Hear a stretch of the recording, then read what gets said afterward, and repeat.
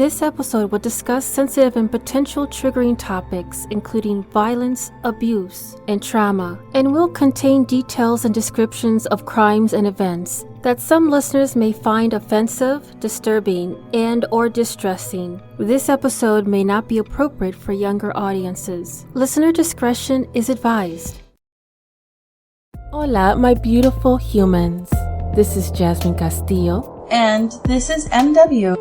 Bringing awareness of murdered and missing Indigenous women, girls, two-spirits, the LGBTQ community, Asian American, Native Hawaiian, Pacific Islander, Black Indigenous people of color. These are their stories. So, welcome to Hands Off, my podcast.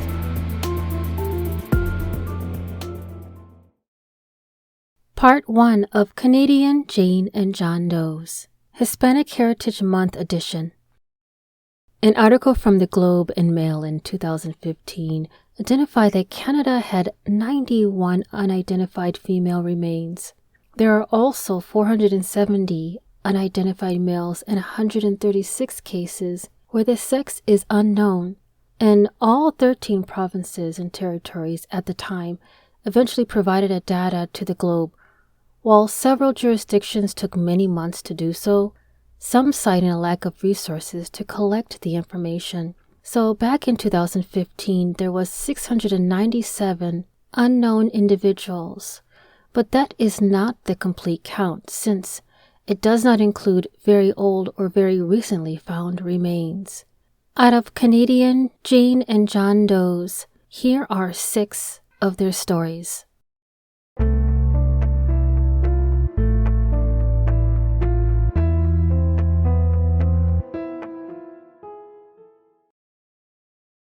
Halifax John Doe 2004. On October 8, 2004, which is an estimated listed date because in other articles it has been identified that the discovery date was on the 8th, 9th, or 12th.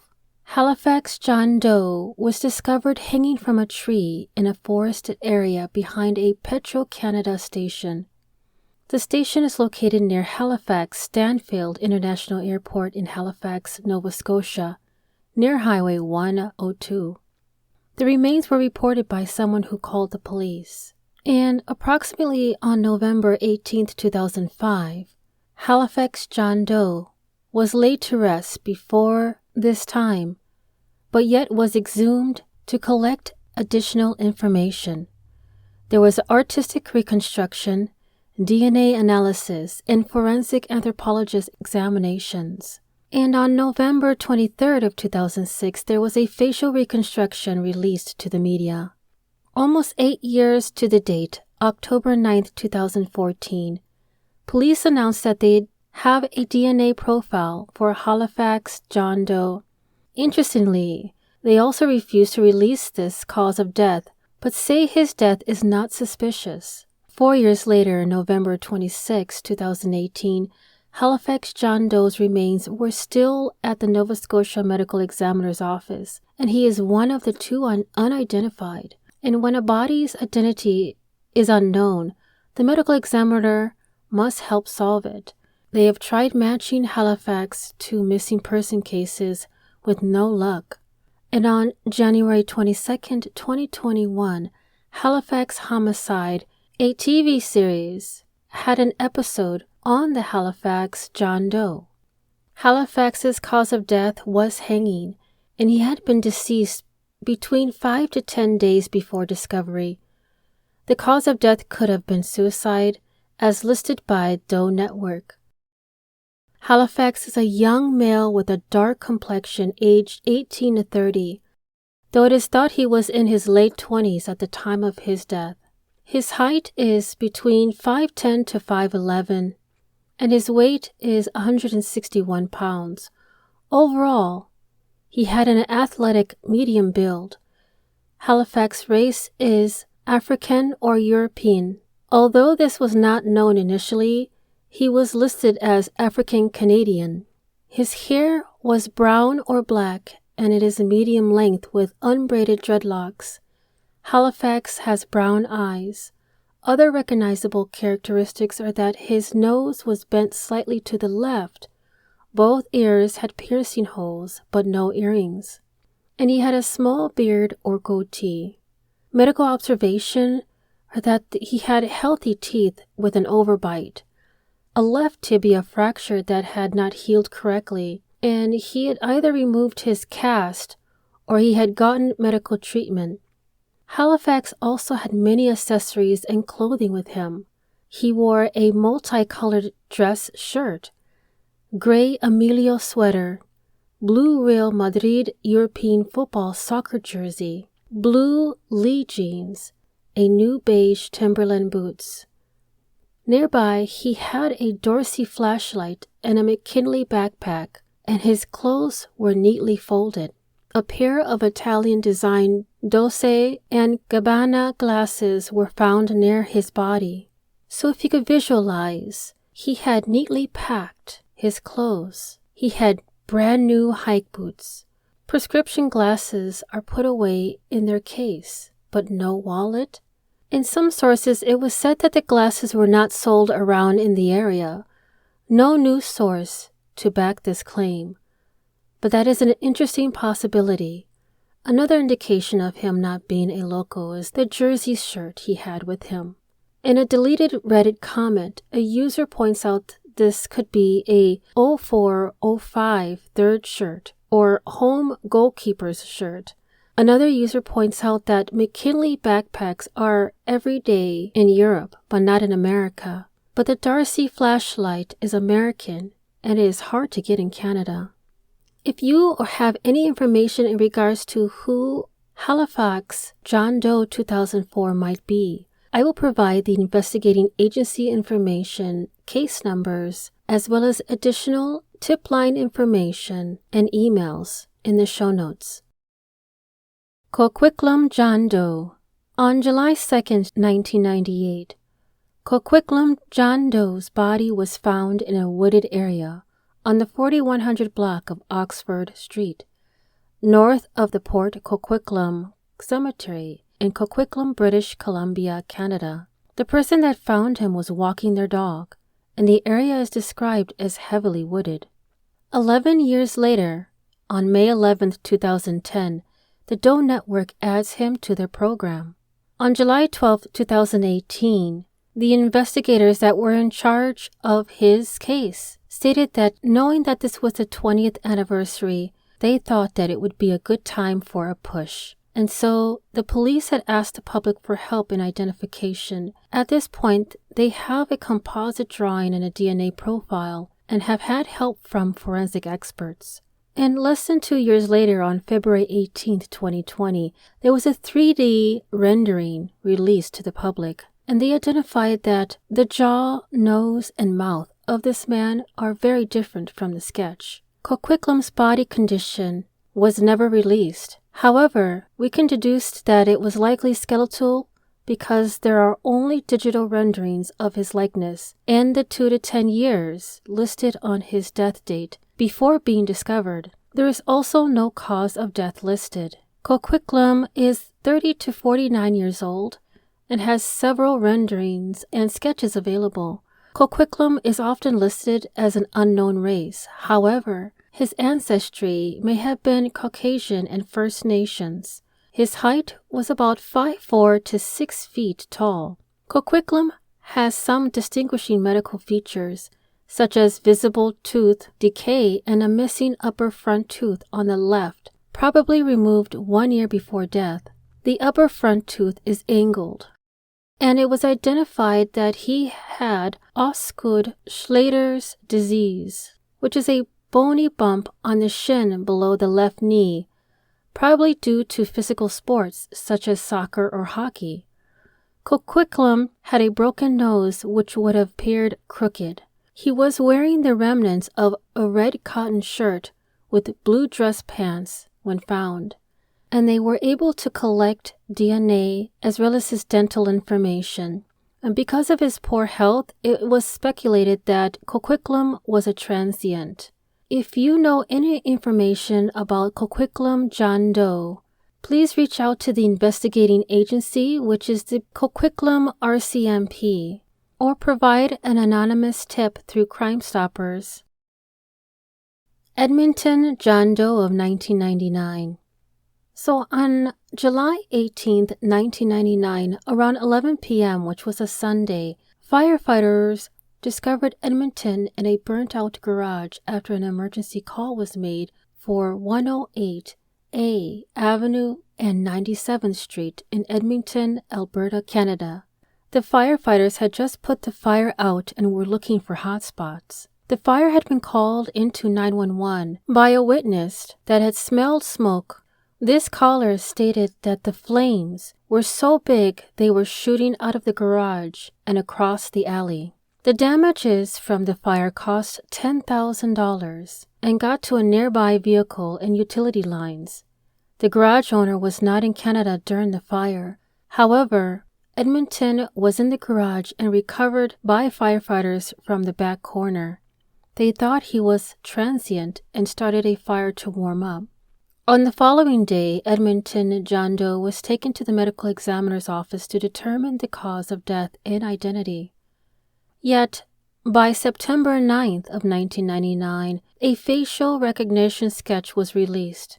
It is remarked as unusual for this area as, before this case, they had only done this once for a river drowning victim, and missing persons reports were checked in the Edmonton area and elsewhere.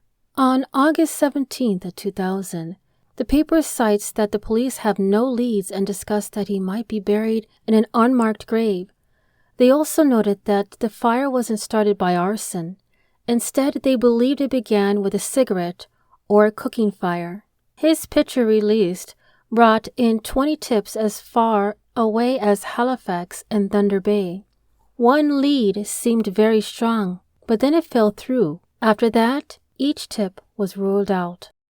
By October 2nd, 2000, Edmonton's body was released to the public trustee for burial. And prior to his burial, DNA, dental records, and x-rays were obtained. And unfortunately, the following day, his case went cold.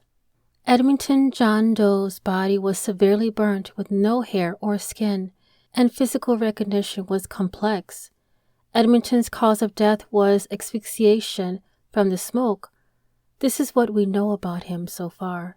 Edmonton is a male aged 25 to 40 years old. His weight is about 165 pounds. His height is about 5'8" to 5'10", and is of medium build. Edmonton is a Caucasian and First Nations. It was not identified the length of his hair, but it was the color of brown. Edmonton does have some medical characteristics that could help identify him, including an old nasal fracture with a slight deformity to the right of the nose. Lastly, he has some visible golden teeth. There were items with Edmonton, including a blanket with a pillow. They think this indicates that he was living in the garage. The remains of a blue knit sweater, blue jacket, dark button-fly pants, possibly jeans, and cotton briefs. No socks or shoes were found, and the items had been melted. If you have any information on who Edmonton John Doe of 1999 would be, I will provide the investigating agency information, case numbers, tip line, and emails in the show notes. Edmonton Jane Doe 2003. On April 11, 2003, Edmonton Jane Doe was a woman recovered from the North Saskatchewan riverbank near the Riverdale area in Edmonton. She is possibly connected to another unidentified woman and was found in this nearby location in 2006, who was later identified in 2019, though her identity was withheld. Edmonton Jane Doe's cause of death remains unknown. Edmonton Jane Doe was identified as either white or First Nations. Her height was between 5'6" to 5'7", and weighing around 176 to 185 pounds. She appeared to have good dental care. Her hair was cut short and dyed orange with dark roots. She was wearing black denim pants, pink briefs, and white socks, and was identified in wearing multiple items of jewelry. One of the jewelries was a medal of Immaculate Conception on a white chain necklace, a black bracelet depicting images of the Catholic saints. She wore 4 white metal rings on her right hand with no stones, and 1 yellow metal ring with numerous clear and yellow stones. On her left hand, she wore a yellow metal ring with a clear stone. I will also have photos of her jewelry located in the show notes. And if you have any information regarding the death or the identity of Edmonton Jane Doe 2003, please do contact the Alberta office of the Chief Medical Examiner, the Canadian Crime Stoppers, or emailing of the National Center for Missing Persons and Unidentified Remains. I will have all this information and her case numbers in the show notes. Mosley Jane Doe. From Calgary Herald newspaper in 2006, 2 separate remains were actually discovered on the same day. One of the remains was believed to be found on the reserve, likely washed out of an ancient Indian burial site during a 2006 flooding in the area. Yet moments before the first remain was discovered, they found Mosley Jane Doe in a field in Alberta. Her bones were found strewn across a field about 50 kilometers southeast of Calgary. A farmer told police he had not seen the remains there the year before. Mosley Jane Doe is believed to have been deceased for at least a year when her remains were recovered. On May 10, 2006, Jane's cause of death is unknown. Mosley Jane Doe is identified white or First Nations, and at the time of death, approximately 40 to 80 years old. Her height between 5'2" to 5'6". Her weight, hair, and eye color could not be determined at the time of her death, and her characteristics were a large button osteoma was on her right side of her forehead, a healed fracture on her right cheekbone, multiple teeth were missing, possibly wore a denture plate, and she may have voiced discomfort from arthritic pain. If you have any information on this case, please contact the following: Gleichen RCMP, the Canadian Crime Stoppers, or to send an email to the National Center for Missing Persons and Unidentified Remains. I will have all this information and her case number in the show notes. Banff Jane Doe. On April 8, 1979, 2 hikers discovered a human skull in Banff National Park, Alberta, down a steep bank near 40 Mile Creek, only 200 yards north of the Trans-Canada Highway in the vicinity of the Buffalo Paddock. A search of the area uncovered additional remains, including several ribs, a vertebrae, a leg bone, and a shoulder blade. An autopsy was conducted on the partial human remains that determined that she had died between 1 to 2 years prior, at earliest the winter of 1977 or more likely the winter of 1978. The cause of death was deemed to be a homicide, not because of the noticeable marks on the bones, but rather the circumstances surrounding the discovery. Suicide was ruled out because there were no clothes or identification found in the area, and investigators deemed it unlikely the deceased was a lost hiker, as the remains were close enough to the highway that she would have either seen or heard passing vehicles. Initially, she was identified as Caucasian, but yet later she was identified as an Indigenous female between the ages of 24 to 25, and because of how she was discovered, her weight and eye color are unknown, yet experts were able to determine that she had thick, long black or brown hair and stood between 5'2" to 5'3". She had prominent, high cheekbones, and the teeth present in her upper jaw were in perfect condition. The lower portion of her jaw was never recovered.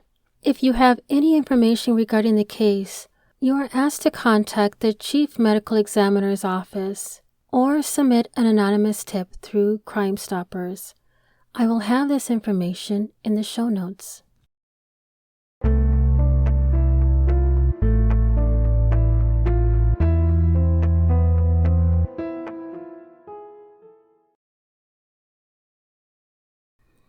In regards to the DNA data banks in Canada, they have been years behind US and United Kingdom, identifying its unknown individuals.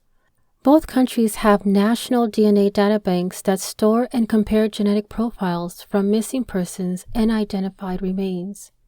The Canadian government recently added a tool that will help to ensure that if someone goes missing in one part of the country and is found dead in another, the link between the two cases could be made.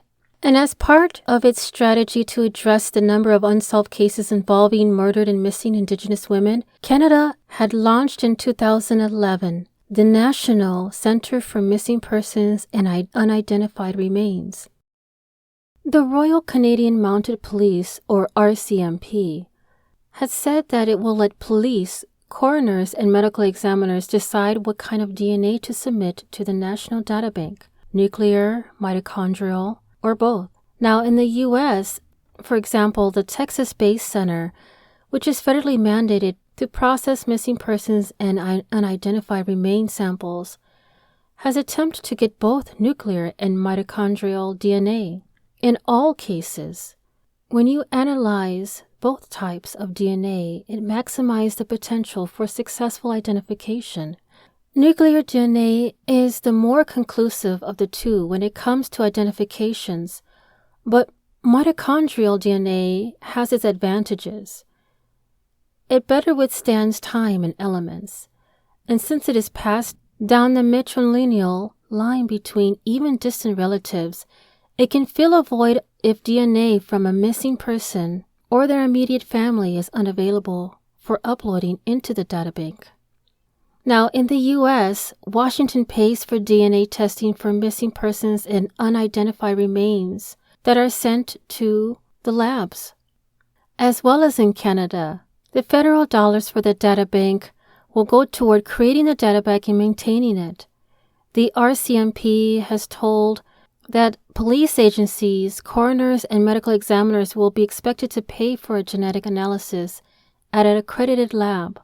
There is a concern about DNA costs remaining with police and death investigators. Without federal funding for the actual testing, there might be fewer cases profiled, and the effectiveness of the databank could be reduced.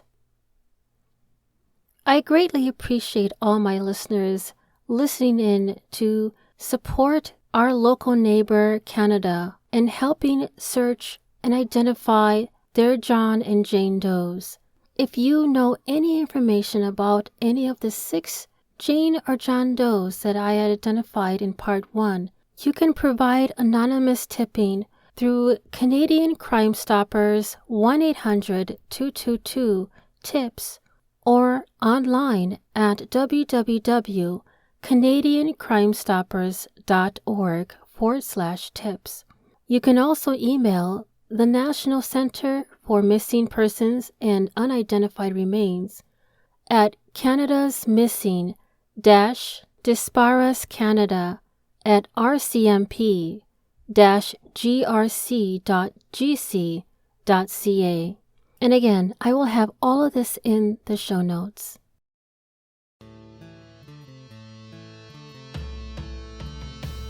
Thank you for listening to Hands Off My Podcast. If you are enjoying the podcast and you'd like to support the mission, I do have a Patreon membership that will help the cause and bring more detail on cases and stories from the people of color community. If you yourself has a lost loved one or a story suggestion, please don't hesitate to contact me at email handsoffmypodcast@gmail.com. And if you are only able to support in another way, please give this podcast a 5-star rating on Apple or Spotify and continue to listen to upcoming episodes every Thursday, wherever you listen to your podcast. Dios te bendiga.